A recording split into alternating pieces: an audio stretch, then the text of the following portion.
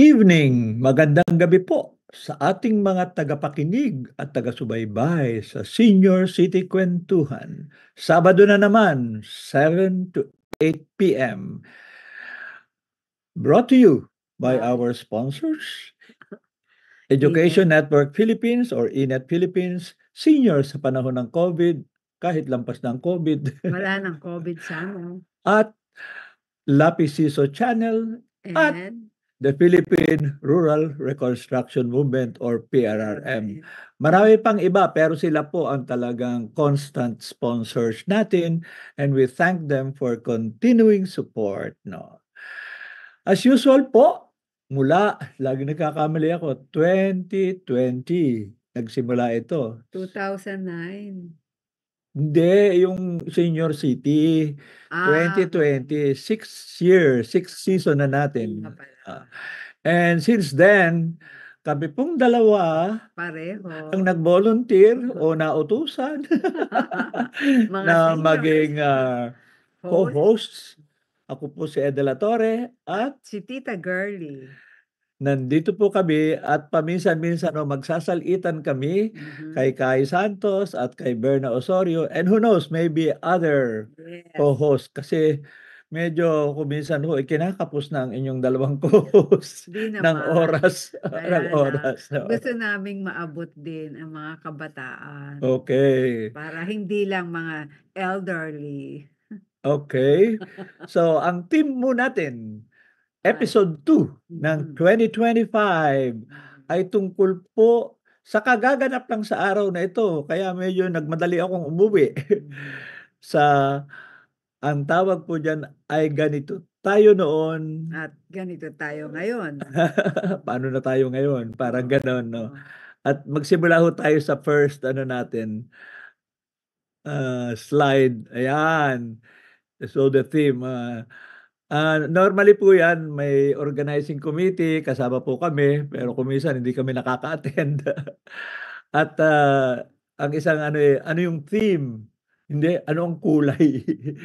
Ang napagkasunduan ho sa ganito tayo noon Ay, ay berde.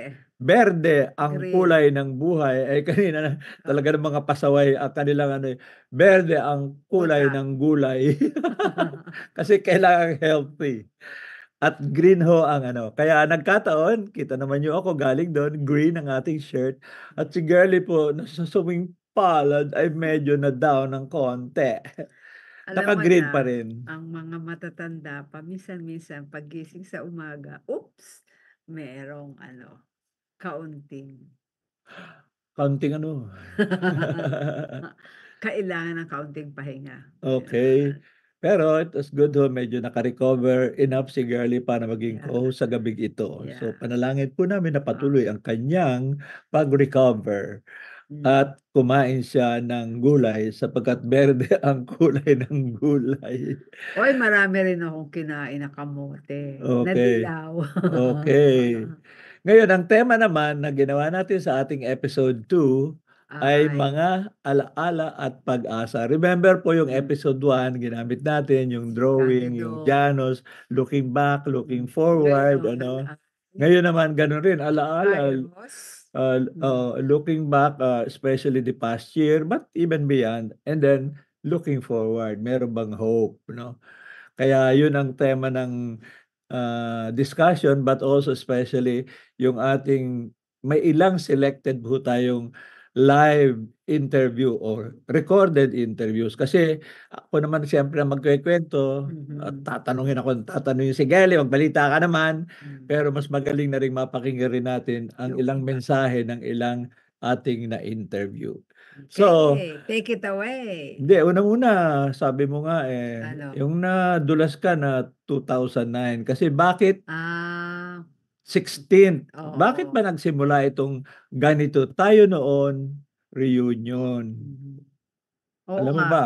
Sino nga ba yung mga nagre-reunion? Kasi galing kami sa aming pagiging aktivista. Panahon ng martial law. Oo, noong 1972 po. Pero Ang nagsimula nito minsan po sa isang burol, sabi po ni Attorney Arno, Sanidad. na lang tayo magkita-kita kung lagi na lang burol ang ating pupuntahan? Bakit habang buhay pa tayo, magkita-kita tayo at maayos natin ang ating mga Kumustahan, alaala gano'n. at magkumustahan. Wag na nating hintayin na isa-isa tayong ililibing bago tayo maalala ng bawat isa. Kaya So, ay ganyan na nga, nagkaroon ng ganito tayo noon, reunion. at tama naman, Mhm, nagkataong si Attorney Alexander Padilla, isa ring aktivistang hmm, panahon noon at mm, naging opisyal pa ng ng pamahalaan. pamahalaan, ay meron ho silang malaking property. Ang tawag ay Al-Padi Estate. Sabi nga niya, I wish to say Al-Padi means Alex Padilla, no? But it is Ambrosio and Leticia ba? Basta yung kanilang Lili, parents, Lili. Lily, oo. Pero sabi nga niya, we offered it free and hangga't okay ako at okay kayo, tuloy-tuloy tayo. And ngayon po, Art over the hub years, po Art yun. Hub, marami pong mga paintings doon at isang Yun. may magandang ano. Lamang nga ho, kasi mabilisan, kauuwi ko lang, hindi ho ako makakapag-show ng maraming photos and videos in the next mga Facebook. Sa ngayon ho, puro kwento lang muna. Ano. At more important po, ang idea noon, kahit anong kulay mo, different shades of red and pink and yellow and green and purple at whatever, parang hindi lang respetuhan, Kundi kundi nagkukuwentuhan talaga, "Kamusta ka na?" At mm. more important yung ating shared, yung ating hinahanap na pagbabago, paano pa kaya at may magagawa pa kaya O tayo? siya pakita na natin sino Sige. mga nagsipagdalo kasi hindi nga ako nakarating. Oo nga, si girlie gusto na agad magkuwento ako. Magsimula muna tayo sa ayan. Every year ho, between mga 80, 90 to 110 ang dumarating po, ano? Mm. Ito, normally may picture taking sa iba't iba. Sino ang youth noon, sino ang church sector, sino ang teacher. Ito, ang tawag rito, sino ang virgins. Yung first time naka-attend ng reunion. Except of course, itong nandito, si Alex Padilla, siya Ayun ang ang host. Ano? naka-host, eh. Oh, pero yan ho, nung nagtawagan, "O sino ba ang first time nakarating?" Ayan, ma'am ang dalawa diyan mamaya interviewin natin. Nandito sa other Mm. end si Eric Gutierrez, hindi ko alam dati activist, hindi pa pala naka-attend ng ganito Eh, tayo lagi noon, naman siyang wala, nasa abroad. ibang At bansa. katabi niya ang asiyang misis sa taga-Germany, si Petra. Yung mga iba sa totoo lang hindi ko masyadong kilala. Eto si Nani Bargaza, hindi ko alam kung siya'y talagang first time o nakisama lang kay Alex.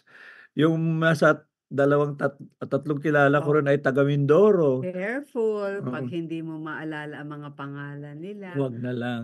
Si Jessica ba ngayon lang din Oo, si pumunta? Jessica rin, Oo, eh, oo. si Pangging lagi naman napunta yan, ah. Andiyan ba si Panggay? Hindi. Yan, oh. Aba'y siguro hindi nakapunta dati, bahala na, ayan. Anyway, So yan po, hmm, katuwa 'no, ay simple lang naman 'no, maliban sa dalhin niyo ang inyong sarili, ang bayad ho ng lahat ay ₱500 na sobra namang pagkain at laging abonado si si Alex. Alexa dahil, Token lang po yun. parang symbolic lang na Mm, makakatulong tayo po. mm, At, but more importantly talagang you mhm. look forward na ma-meet mo, magkumustahan, gano'n 'no. So 'yan po ang unang picture na gusto kong, i-share 'no, yung the first timers. The Virgin. Etong susunod interesting po Oo, ano. Normally ho, na 'pag aktivista iniisip walang hindi masyadong magdadasal. religious 'no. Mhm. Eh, dati ho nung siya'y buhay pa, si Mila Aguilar kasi ano siya naging parang, Pastor. evangelical gano'n. Minsan yata ako'y nagdasal din, pero Ikaw ito din. ngayon, si Paul Galang po, siya po ay aktivista rin at magaling na singer at ngayon sa Abacada yung Fire for Child. Pero ang galing ring ano, very religious person ngayon 'no, Very very committed. spiritual. Oo. May maganda ho siyang binasang panalangin na hindi ko naman mapa-flash na kasi kanina ko lang nakopya. Pero ito po, inawit niya yung second panalangin. Okey. Pakinggan po natin ang 1 minute, uh, opening prayer song ni ng pag-ibig at kabanalan Nang simula'y paglilingkod sa Diyos at sambayanan mula pa noon hanggang ngayon at sa habang panahon. Salamat sa ilog, lawa at karagatan, sa liwanag ng araw, buwan at bituin. Salamat sa hayop, puno at halaman, mahal na Diyos ng buhay at kalikasan. Ang nais ko'y pasalamatan, mahal na Diyos sa kalangitan, sa biyayang pamilya, kasama't kaibigan, sa makataong gawain.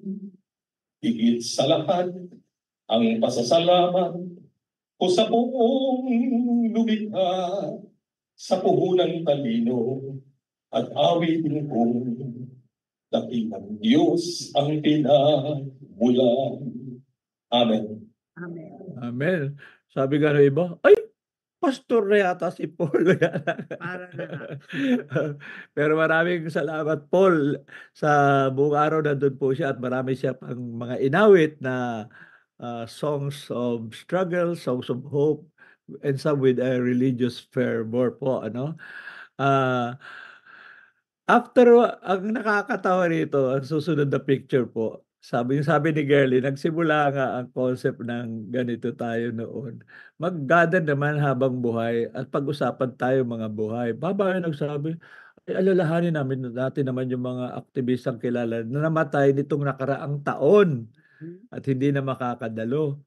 At nung una, Hmm. individual pang nagkukuwento, eh, ngayon parami ng parami. Kaya nitong taong ito minarapat, nakatulong ho naman, lalo na ang ano yata na ngayon kanina in-acknowledge Jojo. si Jojo Sanchez, tumulong raw si Eileen at tumulong yata si Girlie Si Katibayan. Gerlay. Gerlay. So, ano yung pangalan ng kilala nino man na aktivista, kumilos sa Papakita mo ba pagbabago? diyan? Hindi, pero may isang example lang. So, Okey. dahil napakarami, biro mo ang huling bilang 56? 56, Okey. ay imposible di ang nangyari parang halos tigowan less than half a minute. May picture, birth, at saka death, at saka category. Ay nakita habang siyempre silent kami lahat pero sorry na lang ho ginamit ko yung isang camera at kumuha ako ng picture na isang slide. Siyempre ang isang outstanding na namatay this past year, Kadodong. last December ay si Kado. Kaya nung nag-flash ang, picture niya, palakpak ang mga tao at yung pakita lang natin yung picture na ayan. Ako'y natutuwa rito sa picture na ito. Hindi lang yun nandun si Kadudong. Tingnan ninyo Ang mga ang mga ulo. kumuko either Ito siniba ito. siniba, Yung mga lalaki, nababawasan na ng nauupaw buhok na. or puting-puti na. At nandun naman sa harap nakatingin dun ay si Joel Saracho na isang MC, laging MC. Wala diyan, katabi niya dapat si Susan Tagle nasa sa ibang lugar 'no. So, sabi nga minsan nag-text si Girlie, baka kailangan in the future may iba na tayong hiwalay na kasi parang nagwo-worry ba, naku magiging downer na, iisipin mo lahat yung mga namatay. Pero mahalaga naman sabi nga nung iba at least kahit paano alam mong sa ganito tayo noon, Ay, maalala ka ano. Pero as usual joke na naman itong dalawa, ang galing mong ano, magpatawa. ano, anong Lahat sabi? nandito tayo, Oo. wag ho kayong magmadaling mapasama sa ala-ala. Pero sabi daw iba, at least maiisip ko naman na Oh. 'pag ako'y pumanaw, kahit isang saglit man lamang, Ah. maraming mag-aalala sa akin at, papahalagahan ang aking kontribusyon.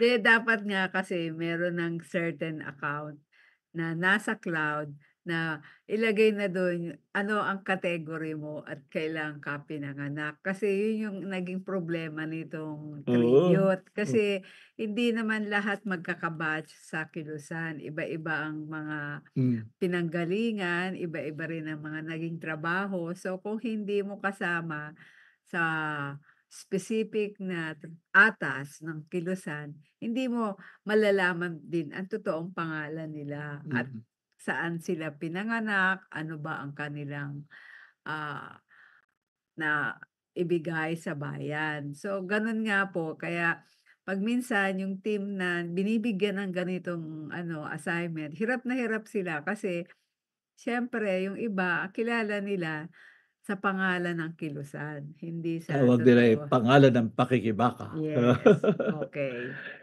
Anyway, mm, papunta ho na tayo sa, meat ng ating presentation. Magkukuwentuhan kami pero ang mm. core po nito ay binigyan well, plano namin ni Girl, pero naging assignment ko dahil hindi siya nakapunta, Sorry po. ikaw ang mag-interview ng video ng Yes, ilan oo. na sa dalawa lang ang ating itatanong. Ano? Ano ang pinili mong alalahanin na sa Aalalahanin at nakaraang ano ang taon? nakikita Ano mong naman ang bukal minimithi mong bukal ng pag-asa? pag-asa? So, Okey. what do you choose to remember and why? And And what do what you is your hope? hope for Mm, 2025? So, mm. dalawang couple ho ang ating ah, nagpaunlak na ma-interview at magsimula tayo sa una. Ang una po, Hmm. ah, Wow, ang ganda ng bagong hairdo ni Iting.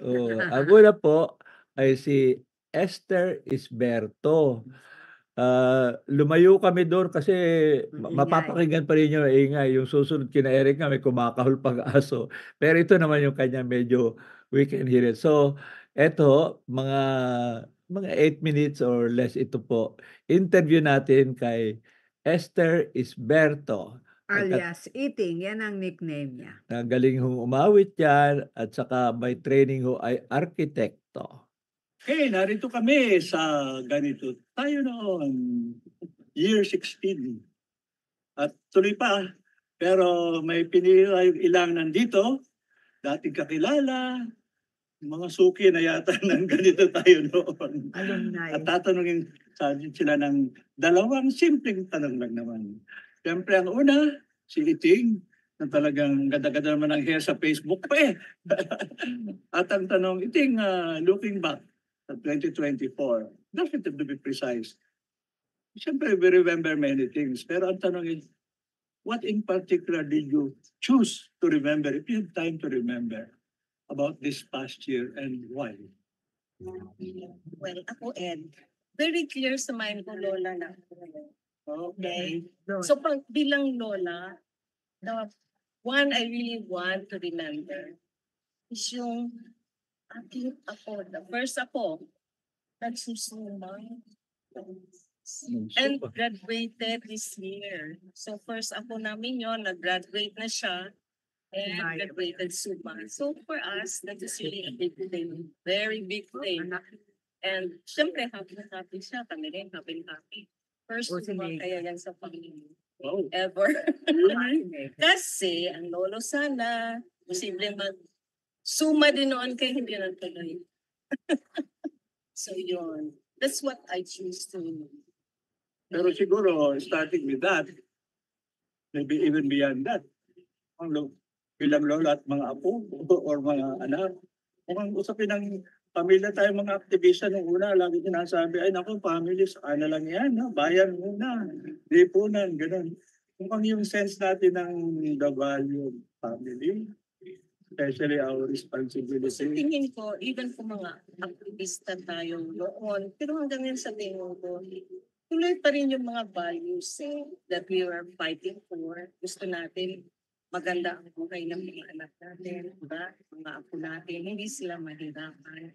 Although we have not achieved that yet, pero to form the correct values sa kanila, diba? Na magkatao sila, tulong sila kung kailangan nila tumulong sa iba, na hindi lang nila iisipin sarili nila.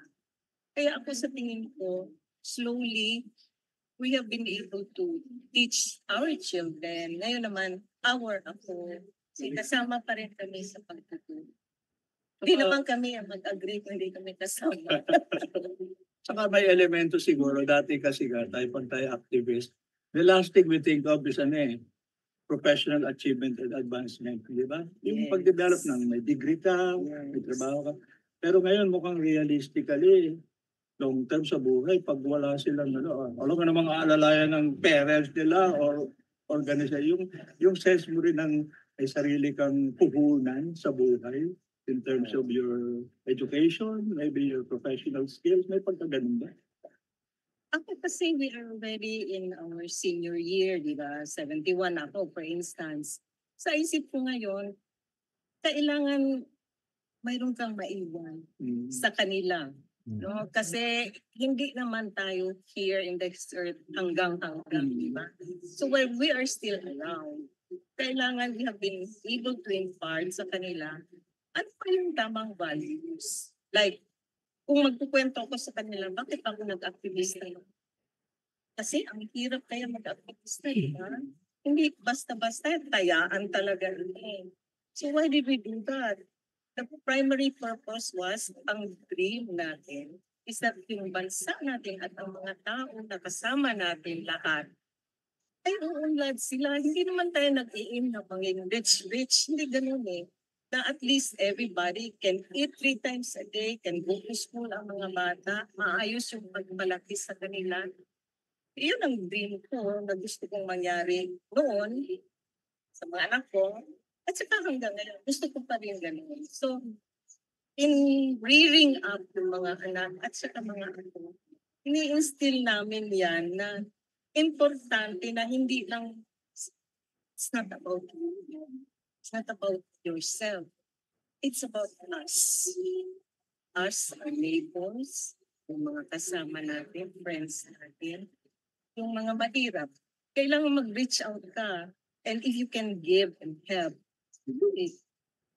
Hindi mo kalimutan sila. Just because maayos na yung buhay mo, okay ka na, hindi ganoon. Kung ano mang maitulong mo, tumulong ka. Ang tamang segue sa pangalawa kong tanong. Kung ngayon, looking to 2025, may problema, maraming challenge, tumatanda na tayo, we have other responsibilities, we also learn new things. If you had to mention, may particular na hope ka ba? Pagpansa, inaasahan, kung pwede lang. Hirap. Hirap. Hirap. Kaya masabi ko lang, small wish ko lang ito eh. Kasi parang kung gawin mo namang big wish, baka mas lalo ako ma-frustrate. Ang small wish ko, kasi di ba kami election, Yes. 2025. Gusto ko lang sana mangyari is that bubukas yung impact ng mga sa atin, mga tao. Yung makag-vote, bata man sila o yung na kailangan isipin nila kung sino iboboto nila.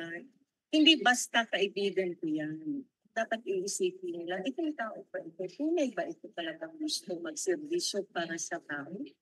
Hindi pa ito nakawan lang kami.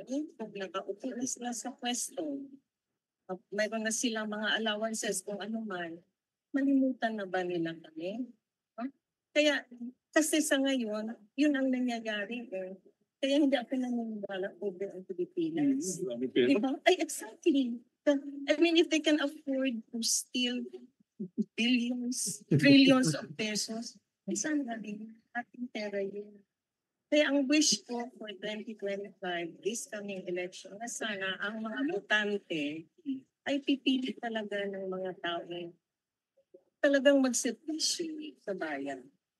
For us, para sa mga tao. Kung hindi man Hindi sa super sarili nila. lahat at magaling, pero at least may mga substantial number naman na Yes, maboboto. na nandyan.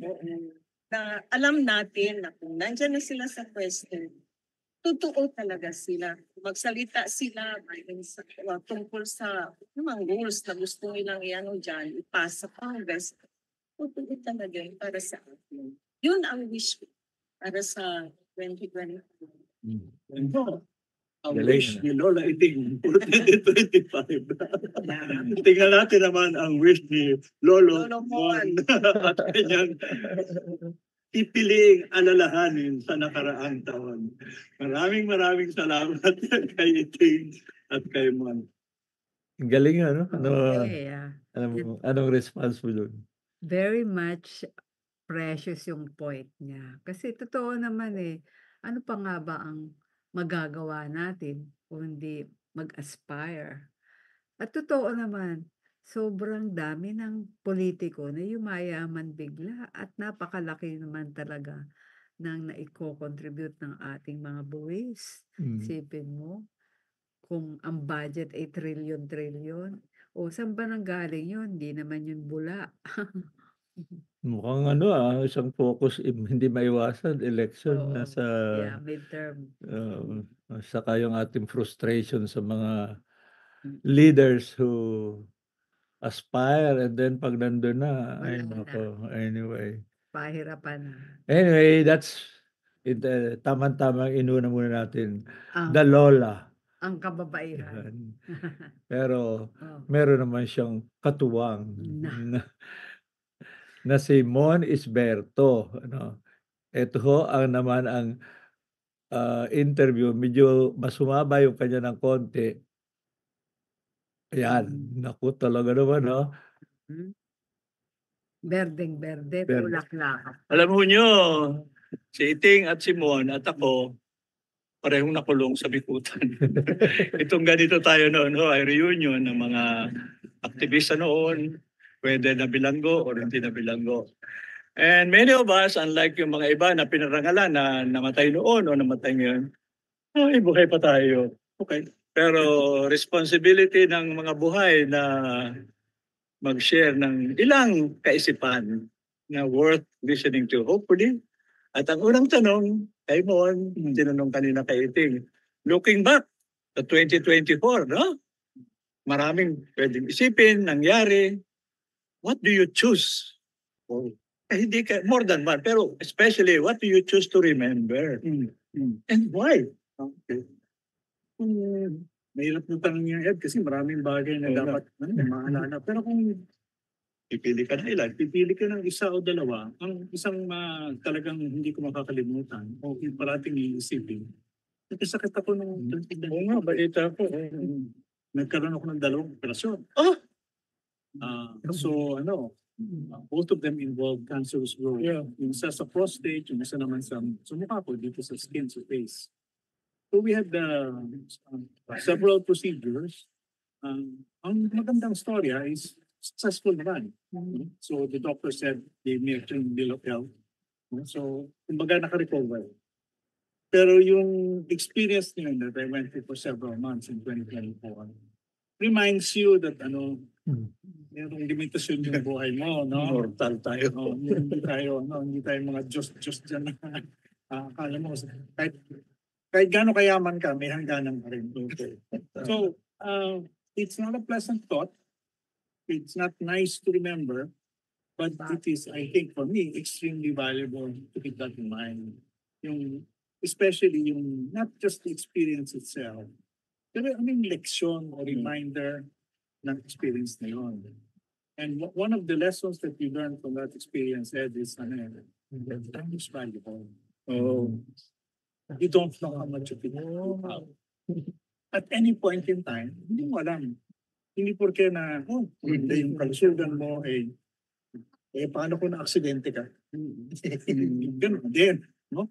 So, but it's a reminder, my experience in 2024 was a reminder na, time is valuable. Ang ibig sabihin nun, dapat, iyakin mo na ginagamit mo yung oras sa mga bagay na mahalaga sa'yo. So that's the lesson I learned the hard way in 2024. No? Kasi, alam mo, ang utak kasi ng tao parang parang parap-parap. Palipat-lipat kung saan napupunta. Diba, hindi lang ito dahil senior ako. No? Diba, siguro naranasan mo ito, Ed, na sige, tumayo ka. Hindi, nakaupo ka, meron kang binabasa. Tapos meron kang naisip mo, kailangan kunin dun sa kabilang kwarto. Tatayo ka. Tapos, meron kang kasuin. Punta ka doon sa kabilang kwarto. Dating mo doon. Hindi mo na bakit ba ako pumunta dito? Yan ay isang more dramatic but still nonetheless very relevant example of how yung ating utak ay palipat-lipat ng isip. Iba-ibang mga bagay ang napupunta sa ating consciousness. Madalas nakakalimutan natin yung mahalaga. Kung nakaalala natin, sandali lang natin naaalala. Tapos, mamaya-maya nakalimutan mo na. That's something to do with our physiology and the way our brains think. Pero yun, after 2024, naisip ko, kailangan magsimula ako na i-disiplina yung pag-iisip ko. Kailangan matuto ako na huwag na palipat-lipat yung isip ko. Kasi I have to admit, yun ang isang numero uno sakit ko na napakalipit ng isip ko na kung saan napupunta yung isip ko. So I've been trying over time the past couple of months. Okay, mindfulness. Tama. O, balik dun sa sinasabi ng mga eksperto na kailangan, sige, kung meron ka talagang bagay na kailangan gawin, na dapat pag-isipan, ititrain mo yung isip mo kung paano gawin yun. So, ito ay importante. 1, 2, 3. Dapat magkaroon ka ng disiplina sa pag-iisip at saka sa pagpaplano na bigyan ng sapat na oras at atensyon yung mga bagay na Ano, nagdi-discipline ka na? Mindfulness, meditation, focus. Kasi magagamit na rin yung, alam mo, yung minsan, ano ba, I don't know kung naranasan but I'm willing to bet it. Diba minsan mahirapan ka makatulog? Ay, totoo. Diba? Dahil kung saan napupunta yung isip mo. Ako, lalo na sa mga matanda, lalo somebody for like me who had the prostate operation, sa gabi, madalas ako magising. Well, yeah. 2 to 3 times. Pareho tayo. Okay. Ang problema dyan sa mga ganyang pagkakataon is, pag nagising ka dun sa mga second time or third time, matulog ulit. Hirap matulog na dahil, kumbaga, yung makina ng utak mo, tumakbo na, inandar na, no? So, sinisikap ko, it's difficult, pero sinisikap ko na turuan yung utak ko na, slow down. Ang ginagamit ko dyan yung the classic breathing exercise. Breathing. Yung utak mo, itutuon mo yung attention mo dun sa paghinga mo. In, out. In those times that I succeed, nakakatulog ako talaga. Pero hindi pa rin 100%. May mga pagkakataon, sumusuko na rin ako. So, sige, magbabasa naman ako ng libro. Talaga, yun pag hindi ka na makatulog, babasa ka na naman. Well, kasi ang experience ko, nakakakalma ang Sa bagay, hindi. kasi yung utak mo ay nakatuon doon sa binabasa. Ang mahirap yung utak na palipat-lipat kung saan sa napupunta. Mas nakakapagod yun sa totoo. At in fact, sometimes, kung I read for 30 minutes, nakakatulog ka. Pwede yun, So, yun ang isang mahalagang natutunan ko ng 2024. Learn the value of time. Learn the value of managing your time. Learn the value of managing the way your mind works para matuon yung pansin mo doon sa bagay na mahalaga sa iyo. Na-anticipate ko na mamayang gabi mo. Pag ito'y binobroadcast natin, sasabihin ni Girl sa atin, listen to Mon Esperto.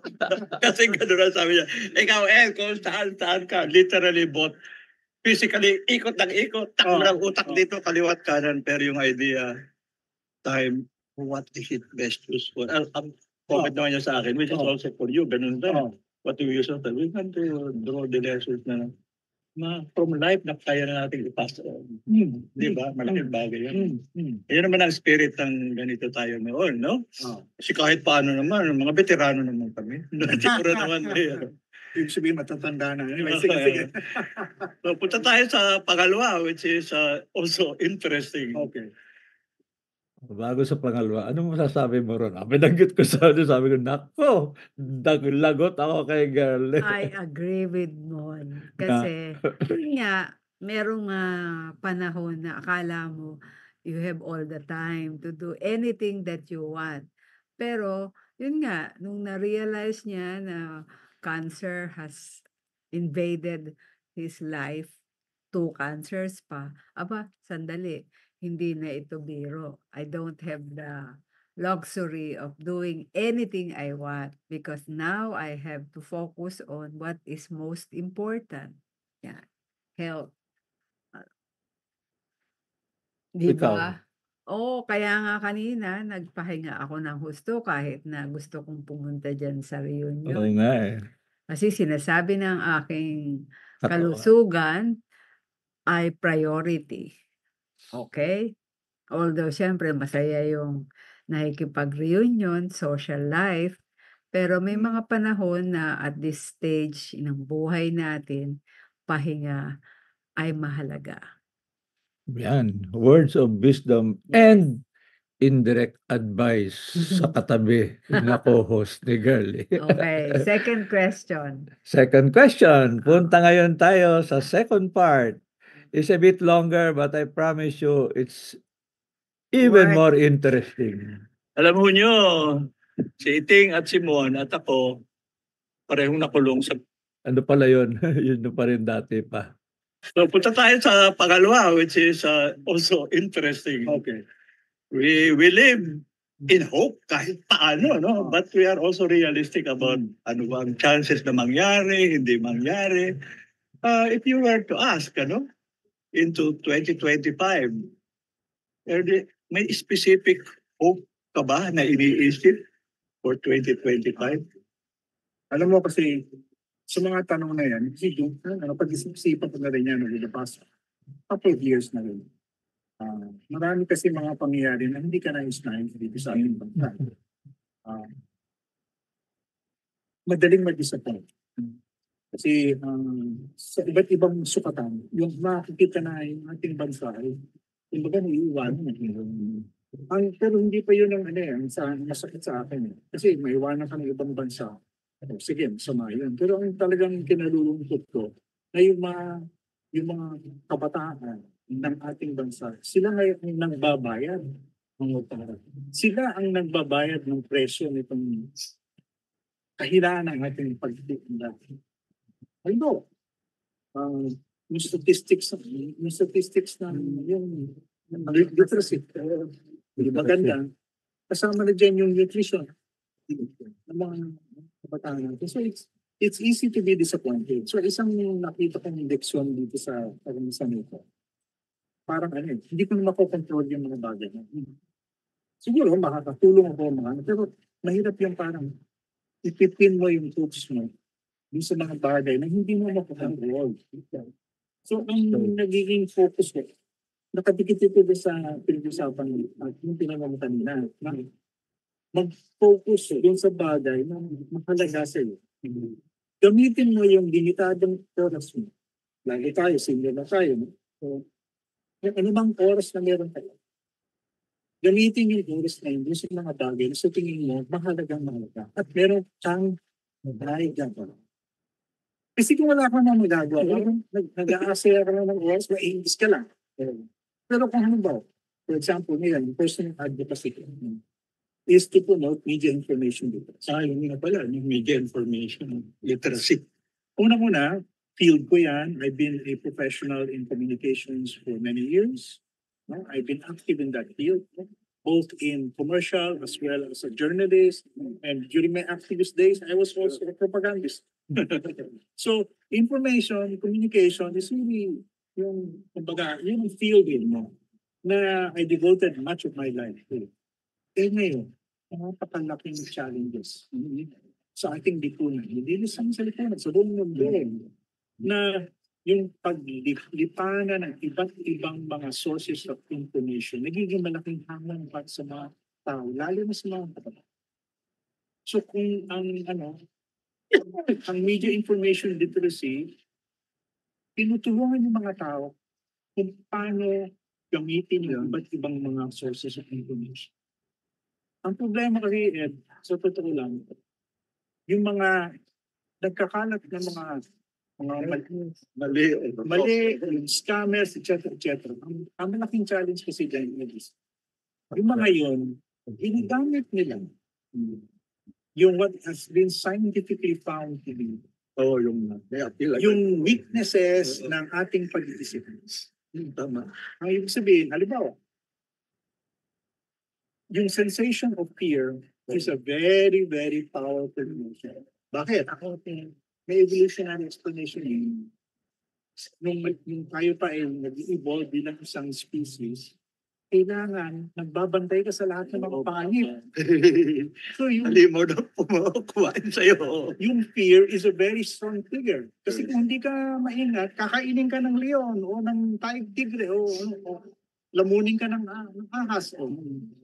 So it's a very, very deeply ingrained reflex sa ating pag-iisip. Yun ang ginagamit ng mga scammer, yung mga manduloko. Pinipindot nila yung fear button. Para hindi ka na mag-iisip. Pipindot ka na lang, isi-share mo. Basta meron kang gagawin na gusto niyang gawin mo. Yun ang kalaban natin. Na gumagamit ng ganyang klaseng rituals. Yung pag-aral at paggamit ng psychology ng Ganun natin saan tayo vulnerable, sensitive, madaling mahatak. kaya, Maniwala, kumilos, ganun. kaya ngayon, what I'm very happy to have been able to do the past couple of months is na-convince ko yung management ng Media Quest.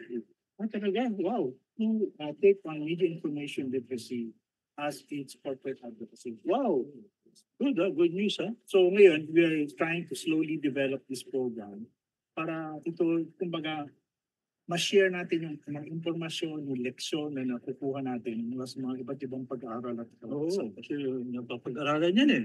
So paano ba ma-handle ng tama ang ng mga tao, ng ating mga kababayan, matanda o bata, paano magamit ng tama yung impormasyon na tinatapon sa atin, binubuhos sa atin.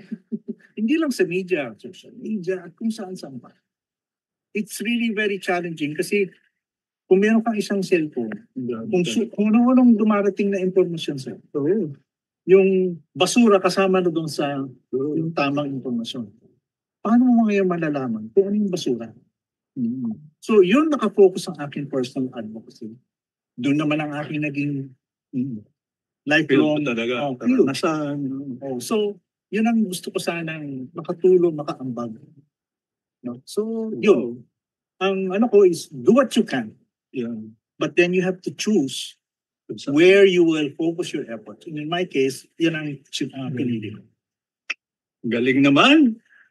Okay? Parang ito, kwentuhan lang, medyo mabigat itong mensahe ito. No? Kaya, Hindi naman. pero not only that, I'm thinking talaga, related sa question ni Iting, yung tulong din natin sa ating mga anak, Kasama na yan. sa kanilang mga kaklase. Yes. And beyond that, voters to Yes. make choices. Ano? Senior citizens. Senior, kasama pa rin tayo. Kaya, Ang tinatarget ng mga scammer.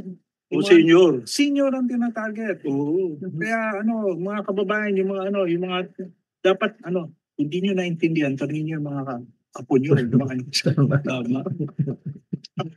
Perfect. So, maraming salamat kay Iting at kay Mon.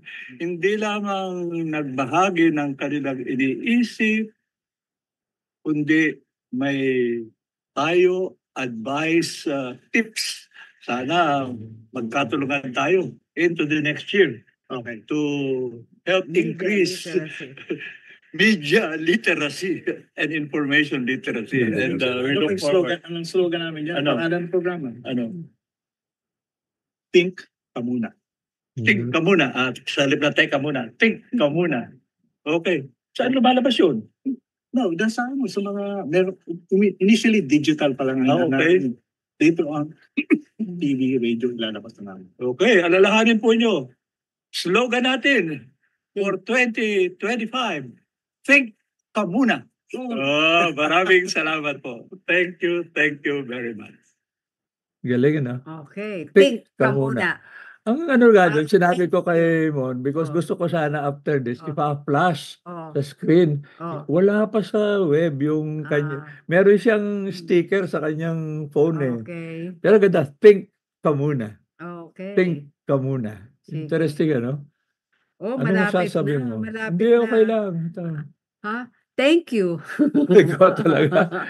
Pero ang Oh. ganda po, ang ganda ng advice na ng mag-asawa, about the children, Kaya naman ang mga anak voters. nila at apo nila nagiging Sobra naman, galing talaga. sobrang galing. Kasi sila ho, sa bantayog ng mga bayani po, na pareho kaming involved doon, sila ho nagmo-mobilize na rin ng mga bata para pag-aralan ang buhay at leksyon ng mga bayani. Ikaw din dapat sa rural reconstruction, Yes. inaayos mo na yung mga who will take up the Oo. rural development as Oo, their nung life ako'y goal. pag-uwi ko ng hating gabi, sabi sa akin ni Girlie, "Nag-iisip ako habang wala ka." Okay. Nung panahon after EDSA, ang unang presidente ng PRRM ay si Boy Morales. Okay. Then later, after ikaw, Bobby, Mm. then si Ding Navarro, and then later si Gani Serrano. Mm.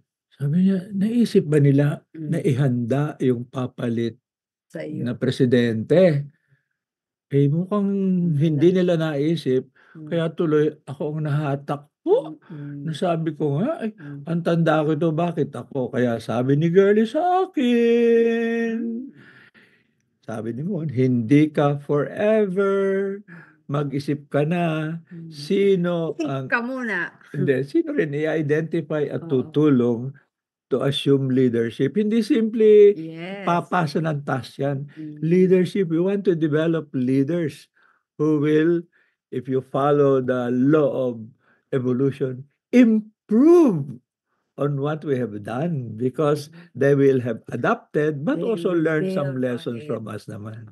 Okay. So yan po, Mhm. very as we promised, very rich, dalawa lang yan. Mhm. We could have done more, but I think it's better na longer, deeper. Etong susunod po, medyo mas maikli. Kasi sila nga ang una kong na-interview. Kasi sabi ko nga, sino kaya ang una kong na-interview? Ay, yung binanggit ko kanina, may dalawang first time Mhm. naka-attend ng ganito Siya, tayo pakita noon. natin. Okay. So, Let's get on ang with problema lang dito, tayo. apologies, ay sa halip na ito na lumayo kami, kaya kita nyo very faint lang yung music. Eto, pumunta lang kami sa likod ng pader, ay napapakinggan pa yung malakas na music. At more important, may aso pang kahol ng kahol. Pero mas dominant pa rin naman ang voice. Kaya in advance po, apologies kung mahihirapan kayo. Pero valuable rin ho naman ang mensaheng nakuha natin sa interview kina Eric at Petra. Ayan. Okay. Okay, kasama ko ngayon si Eric Gutierrez na first time nakabisita sa ganito tayo noon. At dalawang tanong sa kanya. Unang-una, what do you choose to remember from the past, especially past year? Just choosing. And bakit? Well, ang isa, pagpunta namin dito ngayon, lumaki yung sama namin yung mga anak namin. Malalaki na. And ang isang parang mabauwi nila pa uwi, pagbalik mo dyan mo. Ang dami nila napulot tungkol sa pagiging Pilipino. Sorry. So, natututo magsalita ng Tagalog, tapos yung mga favorite na salita, halimbawa yung bunso namin, sabi niya, gusto niya yung salitang bitigit. Tapos nung nasa Palawan kami, sa Kalatagan, problema sila kasi daming tuko. Ay, oo. Tapos hindi sila sanay na yung ganyang wildlife, yung ganyang hayop. Nandiyan lang sa paligid. Yung sa Pilipinas. Pero dito sa Pilipinas, kung sa pag-drive kami, meron silang nakikita ng mga subukan. Para sa kanila, yung spectacle na yan. Isa yun na, parang sarap tignan na nakabalik sila dito, nakapunta, yung punto ko sila ng first time. Pagkatapos, meron silang ibang papaunin karanasan ng pagiging Pilipino nila. Moving forward naman. Siyempre, all of us wish something. Whether realistic, unrealistic, big or small, you were at. O sige, what do you look forward with some hope into the next year? Ang daming nagbago sa Pilipinas kung sa pagbalik namin, pero marami pa rin yung mga nakikita ko na dapat baguhin. No? isa nga namin palagi na pag-uusapan, ito yung sinasabi ni Mon kanina na yung sing dance. Na yung pinag-uusapan kasi namin yung political families, mga dynasties. Tapos ngayon, kaya return with full force. Yeah, nakakalat na sila. Tama, you did yung study ng study dito ng first study ng political science IPD. The nice that time. Saka yung all in the family. All in the family pala. Hindi, may bagong lalabas. May nandyan na baka younger na medyo. Parang parang mas hindi hope eh. Parang nakakasama nito. Pero at the same time, yung mga bata, they will make their input. They will make their input. Paano natin what happens in the future. So, Sabi ni Gally, sabi na lang natin, parang Netflix series, episode natin ngayon. In this season, we don't have in future seasons and future episodes. Ano na lang ang pwede nating konting lesson bigay sa kanila. And, inspiration lang. yung pagpisita naman dito, parang palaging source of inspiration. Dahil kasi, yan, hindi lang, yung mga ganito, hindi lang ito, reminiscing ng mga kaanan mo, pero parang bubuhayin din ang lessons na may ipon over the years. Maraming salamat. Ang itigil, biglaan ito. Ilang minuto na ba tayo? 4 minutes. Tama-tama. Pero siguro, konting greeting na lang kasi ngayong gabi namin i-broadcast ni Gary ito. People listening na some people listening from Europe also. Yeah, because I want to say that sabi, they want to write stories on European solidarity for the Philippines. So, I need to message sa kanila. Alfane, ganito tayo noon from Eric Gutierrez. Ating tagapakinig. Sige, well, yun, masaya kami na nakauwi kami ngayon dito sa nakakita dito ng yung interview niya. Matagal pa na sinusubaybayan sa Facebook pero hindi ko nabibigyan. Ngayon, nakapunta na yung person. Kasama si Pedro. Kaya, time to rekindle old bonds. Saka, parang yun nga, sinabi ko kanina na yung mga lessons na napulot natin over the years. Ngayon na yung panahon para ibahagi din sa susunod na generation, yung mga bata. Yeah, maraming salamat kay Eric.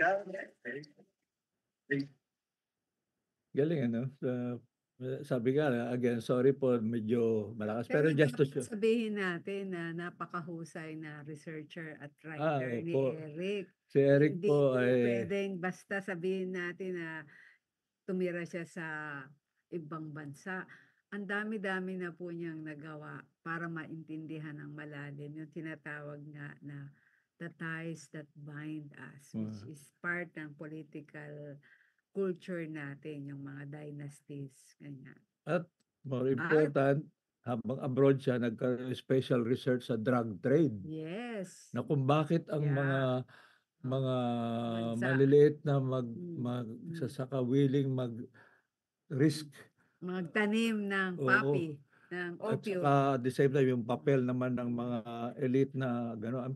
Very complex analysis. Pero whole point nga is, ngayon ang kanya naman yung current project, based siya sa Australia, pero ang research ay sa Palawan tungkol naman sa land tenure. Ano yung usapin ng sa may land grabbing, paano ang development. At saka ano ho pala, shout out kung nakikinig ka. Special ano raw ho, kumusta kay Charlie Ocampo kasi sa kanya tumitira si Eric pag nandun sa Australia. Basta ang mahalaga, yung mga anak din niya, natututuhan din nilang maging independent sa Oo. bansang kinalalagyan nila. At Sense ng Pinoy na develop. talagang gusto nilang hindi lang tungkol sa pagiging Aleman, kundi sa pagiging Pinoy.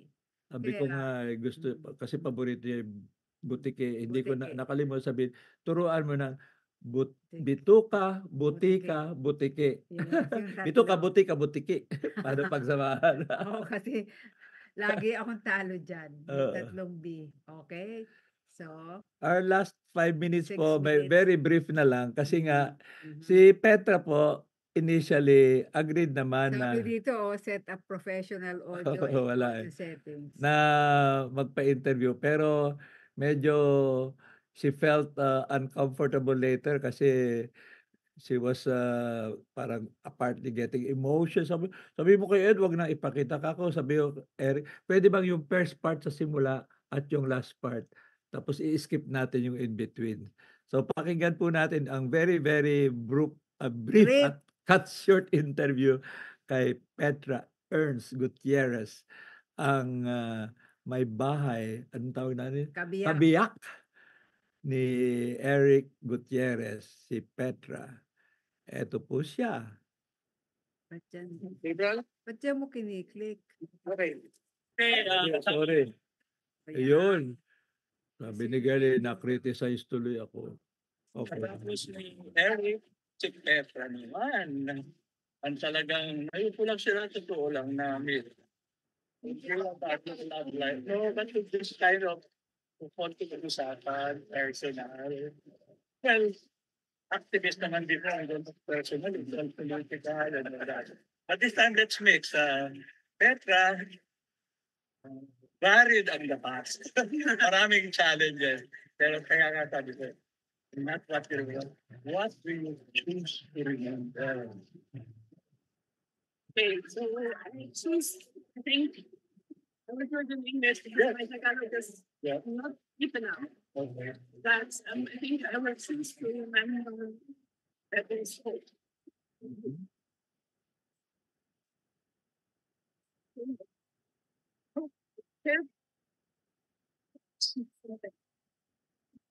Because it's against the context we were saying at the beginning. And be careful about your questions. Had a challenging year, and we can understand and you can get it from your emotions by saying hope. It's almost like asserting hope against hope, ano? Para ganun. To still believe that pwedeng mangyari, ano? But just any specific Ilulukso na ho natin kasi nga kita naman yun, biro mo hopra tapos nagsimula na mag-teary-eye na si, Petra. So, we respect. So, sabi niya, sabihin mo kay Ed, Oo Eric nga. na wag nang ipakita yung sabi ko sabihin naman kay Petra yung first part at tapos yung thank you part sa huli. So, i-skip ho natin, takbo tayo sa bandang huli. What was... Ano lang, parang paligoy-ligoy, ano? That's your experience. the children eat their retirement. Yeah, loud. Loud. Anything to our friends who might be listening and eavesdropping to us. Okay, don't cry, just go for it. Wow. Try, go for it. Thank you very much, Eric and Petra, and maybe for them to show that we're in the same place. Ano na parito ka, Eric and Like Petra. And thank you very much. Okay, smile. Sige na? Hope rin daw? We'll see. The future is still there. We'll do our part in our Sabi nga part. ni Petra, And, go for it. learn lessons and pass on to the others. Ito Okay. po, maraming salamat kay Eric at kay Petra. Okay. Okay ba, Girlie? Ang iyong reporting from Alpadi. Thank you. Balik tayo sa ating team. Mhm. And in the last few minutes, Oh, konting ikaw, reflection. sagutin mo. Anong nare-remember mo sa 2024? Marami. Isa lang, pinakamahalaga. Atin ito, Okay. Scarborough. Yon, isang gain yon. Kasi Mhm. kahit tayo, natutuhan natin, ano ba ang ibig sabihin ng pagiging maritime And nation archipelagic and arch- nation. Oo, even at this stage, hindi namin napagtanto at nawatasan. Ganun pala kalalim ang pagiging maritime nation. Ang galing. Ikaw, anong naalala mo?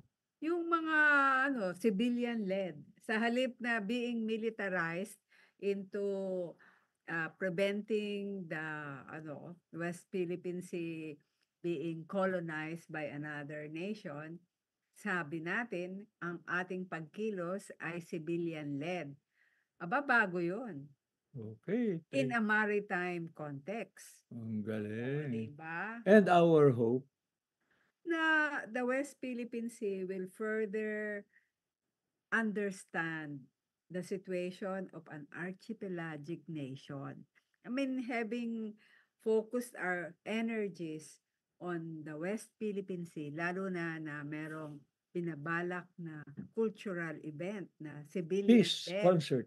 Yeah. Okay. That means palawak ng palawak ang maaabot natin sa pag-unawa ano ba ang ating tungkulin bilang mamamayan na may mana. Galing talaga ni Girlie, Okay. ano? Ah, Magaling mukhang na po ako. mukhang magaling na ho. At sigurado hong mamaya marami pa siyang iuutos sa akin. Matuto ka sa ating mga guests. Anyway, yun lang po. I hope you enjoyed po as we enjoyed yung ilang interviews. Sabi ko nga, hindi ako pwedeng ng iba pang show. Pero siguro mas maganda ng yung few na medyo Yes. malalim-lalim na interviews ang naging. Para makapture ho nyo yung spirit ng mga senior na talaga naghahanap pa rin ng pagbabago. But Makulay. including the question ng Oh.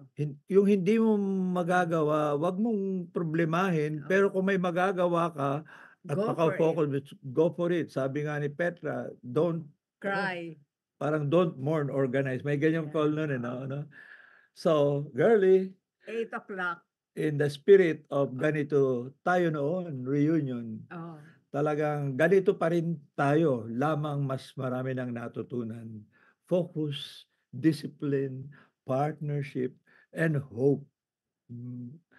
So yan po ang mensahe ng episode 2 ng Senior City. Parang Netflix Oo, maraming episode pero mayayaman po at malalalim. So sa mga susunod po na mga episode, magkakaroon pa ulit tayo ng talakayan. At Mga sana- guests or mga librong ating i-review at saka ibang mga interviews.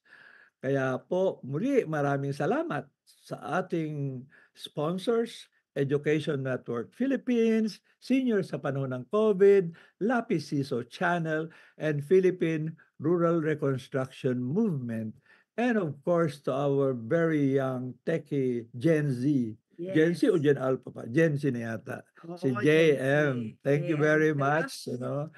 Gusto natin talaga itong partnership ng mga seniors At at mga kabataan na magtagpo pa rin ang ating energies, isip, sila ang damdamin. ating pag-asa. Kasama pa rin naman tayo. Oo, hindi lang alaala natin. Thank you very much. Okay. So again po, Good night. good night.